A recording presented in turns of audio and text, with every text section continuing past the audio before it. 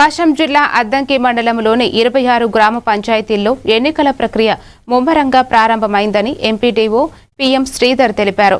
ఎన్నికల కమిషనర్, జిల్లా collector, DPO, CEO ఆదేశాల మేరకు ఈ నెల 23న పోలింగ్ కేంద్రాల వివరాలతో డ్రాఫ్ట్ను ప్రచురించినట్లు చెప్పారు.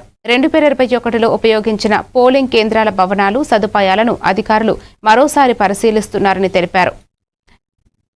1/1/2026 నాటి తుది ఓటర్ల జాబితా ఆధారంగా వార్డులు వారికి ఇంటింటా ఓటర్ల సర్వే నిర్వహిస్తున్నట్లు చెప్పారు.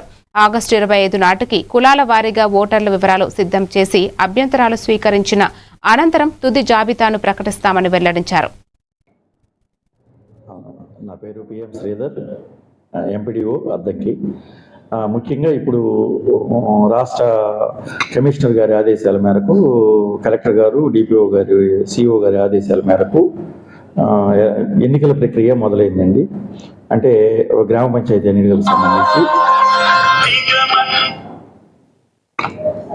పంచాయతీలో ముందు పోలింగ్ స్టేషన్స్ 23వ తారీఖు కల్లా డ్రాఫ్ట్ పబ్లికేషన్ ఏమన్నారండి. అవి కూడా 21లో మొన్న ఏప్రిల్లో ఓటర్ లిస్ట్ ఫైనల్ చేశారండి. అంటే 1/1/26 నాటివి అవి వార్డు వైజ్గా ఫైనల్ చేశారు. వాటికి సంబంధించి ప్రతి వార్డులో బీసీ, ఎస్సీ, ఎస్టీ నుంచి అవర్లీ బేసిస్ పెట్టామండి.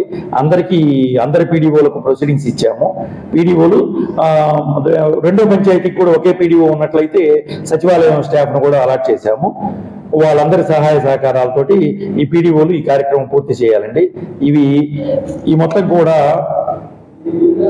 25వ తారీఖు నాటికి పంచాయతీల్లో ఈ ward wise, village wise, SC, ST, BC వీళ్ళు ఎంతమంది ఉన్నారు అనేది లిస్ట్ అవుట్ చేస్తారు.